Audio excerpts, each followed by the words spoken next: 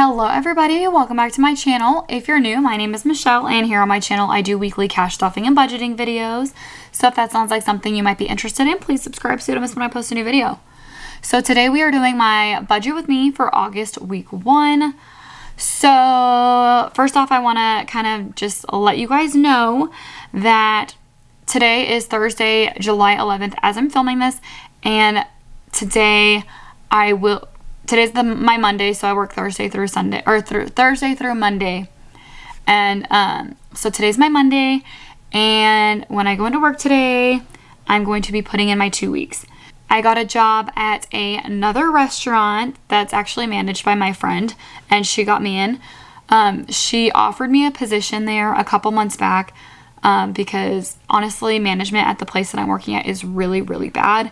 The way that it's run is just awful.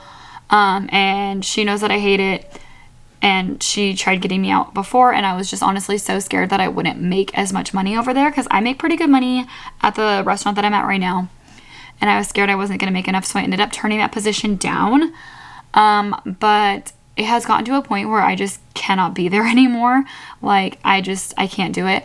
And so I reached out to her to see if there was something she could do, if there was a position that she could, that she had open for me. And she's amazing. And she got me in, and I will be officially starting Thursday, July 25th, at the new restaurant. The week prior, I will be doing training, so I'm going to be working both jobs for, I think it's just 2 days that they're going to be overlapping on the same day. But yeah, so I will be putting in my 2 weeks today, finishing out August's budget from that restaurant, and then I think it's going to be like September week 1 with that restaurant as well, and then the rest on from that will be at the new restaurant. So I'm really grateful, like super grateful, that she was able to get me in like she did. But yeah, like I couldn't do it anymore. I had to get out of there. Money was good, but everything else was awful. So anyways, that is like just an announcement that I felt I needed to let you guys know that I am changing jobs. And so money will be different. And I'm only going to be working 4 days right now. She told me she can get me Friday, Saturday, Sunday mornings. And I told her like 3 days just isn't going to be enough. I would need at least 4, and I could probably make it work. And so she gave me Thursday also. So it'll be Thursday, Friday, Saturday, Sunday, in the morning, which will be nice. And then, yeah, so I'm not really sure how much to expect financially, but like it got to a point where I literally don't care about the money anymore. Like, I just have to get out of there. So we will make work with whatever we can get. Hopefully I will be getting 5 days eventually over there. I just, I had to take what I could get, and she was able to give that to me, and that works out really good. So the whole month of August, so I already have 3 entire weeks that I've worked for August budget. I just haven't cash stuffed it or like made my budget yet, because I get super behind. But this week, so like I said, today is my Monday, so this whole week will be August that I'm working will be August week 4. So I'll have and then next week will be September week 1. So this entire month of August budget, I'm going to work on stuffing my bills to make sure I'm exactly 1 month ahead. So I do have a buffer in almost all of them. However, I'm not like an entire month ahead, and like I said, I'm going down an entire day. Plus, I don't know if the money will be comparable. So I just think like it would be smarter for me to take this opportunity to budget an entire month ahead on bills. Also, my husband, him and his brother own their business together. It's just the two of them that run it. And his brother had a family emergency, and he has a lot going on right now, and he's not able to be at the shop very much this month. There's so much going on. And so they agreed my husband would do like the majority of it and then take home extra money this month. So he's going to be taking home $1,000 a week, which will be really helpful for like beefing these up and making sure we are really off to a good start for the new job, and like making sure we are good on bills. So yeah, let's go ahead and get started. So we are working with this month. So he, like I said, he's getting $1,000, and then my cash tips were $1,880. So we are working with $1,880 for the week. I went through all of my cash binders and took the total that I have in there. So like I said, none of this money for August bills are stuffed yet. So everything in there is like technically considered a buffer. And so I took what I would need for an entire month ahead and subtracted like what I have in there. And then I calculated how much I would need to put in extra every single week. And so I will be doing that and just stuffing that my normal amount plus what I need to get that little extra boost. So rent always gets $415, but I needed $170 extra to get it to a month ahead, like $170 extra a week. And so we are going to be stuffing $585 this week towards rent. Internet always gets $25.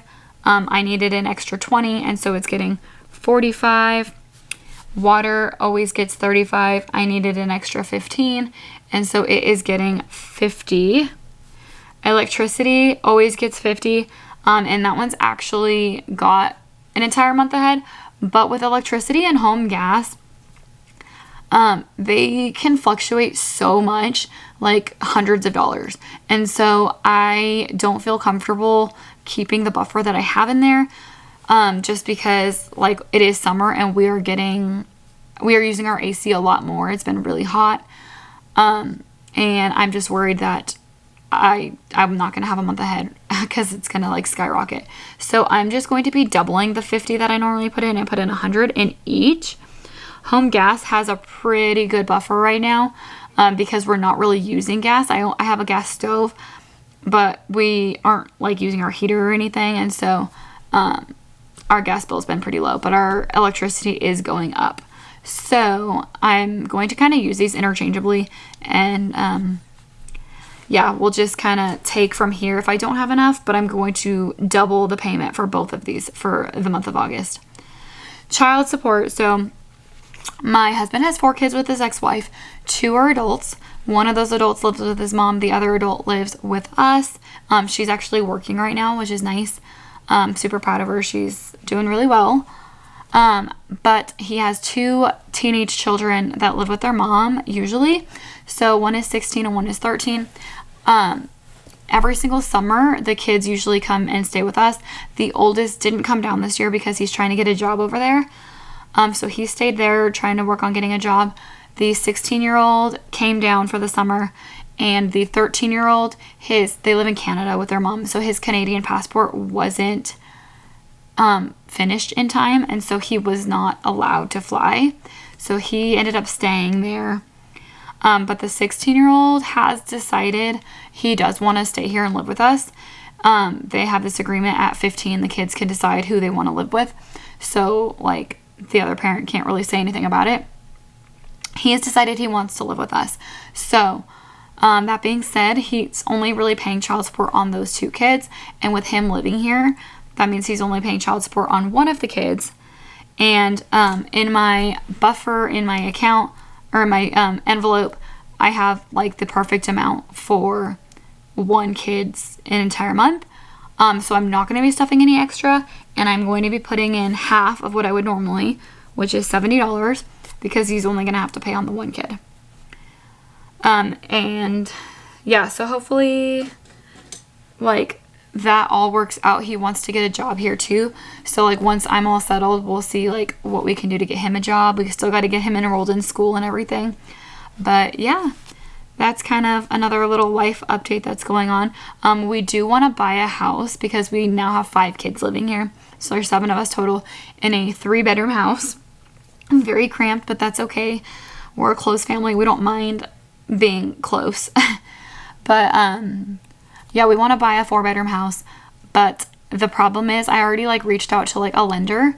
The problem we're running into is my husband is now self-employed. But he doesn't have 2 years of self-employment history. And so the guy I was speaking to says with any kind of like loan like that, he has to have at least 2 years of self-employment history, or they can make it work with 1 year if he was in the same line of business before, which he was not. So looks like November 2025 is like the absolute soonest that we could apply for a loan. So I'm going to take this next year, like almost year and a half, to really aggressively pay off our debts and try saving money so that we can buy a house and have all of us in a 4-bedroom house. I think that'll work out better. The older kids can have their own room, and then my 3 boys can share a room. They don't mind sharing a room. They do now anyways. And that's no problem because, one, they're old enough to want their own room. You know, everyone else is going to be older and probably moved out on their own by then. So I think a 4-bedroom house would work out perfect for us. And so that's kind of our little goal that we're working towards now. There's nothing we can do until he gets his 2 years of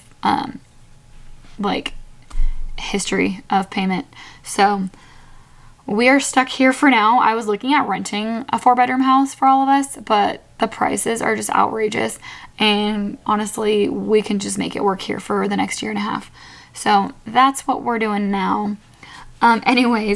Motorcycle is getting $65. Usually, I am adding an extra $10. So we are putting $75 towards motorcycle. And then subscriptions always gets $50, but we are adding an extra $35. So it is getting $85.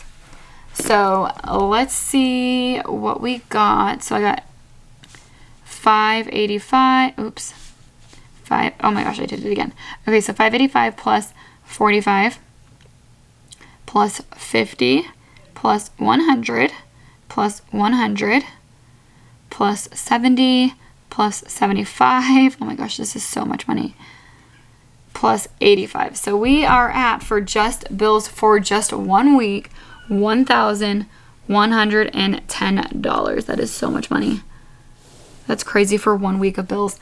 Okay, so we have $1,880 minus $1,110. So we have $770 left to work with here. So this is where I can start getting a little bit creative on where the money's gonna go. Gas, I am gonna stick with $50. I shouldn't have to add extra. I do have extra. Groceries, I'm also gonna stick to $200. Trash, I'm sticking to $10. This kind of stuff, it's honestly whatever. Car insurance, I'm gonna stick to $60. And car registration, I'm gonna stick to $10. And medical and dental, I'm going to stick with $30. So let's see what we have left to go. Oh wait, phone. Shoot, I forgot that one. Phone has to get $15. So whatever I have left will go to the credit card. But yeah, I'm not gonna stuff extra in any of these because I honestly just don't think I'll have enough money left over to do so. So 50 minus 200 minus 15 minus 10 minus 60 minus 10 minus 30. All right, so I still have 300.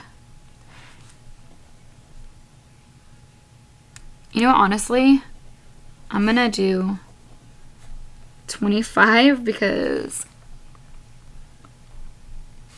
so minus 25 because I wanted an even number over here. I know this is super weird, but credit cards, I'm gonna put $400 towards credit cards, which is still really good after putting all the extra money in here that I have $400 extra for credit cards. It's honestly amazing. So let's make sure that I'm correct. So I have 500 plus 200 plus 15 plus 400 plus 10 plus 60 plus 10 plus 25. So $770 towards high priority sinking funds. So then I have my bills and my high priority, which was 1,110, 770 for a total. Okay, so 1110 plus 770, total of $1,880. So that is perfect. That matches what I have. And this is going to be the budget that I'm sticking to for tomorrow's cash stuffing. So if you guys like this video, please give it a thumbs up. Don't forget to subscribe, and I'll see you next time. Bye.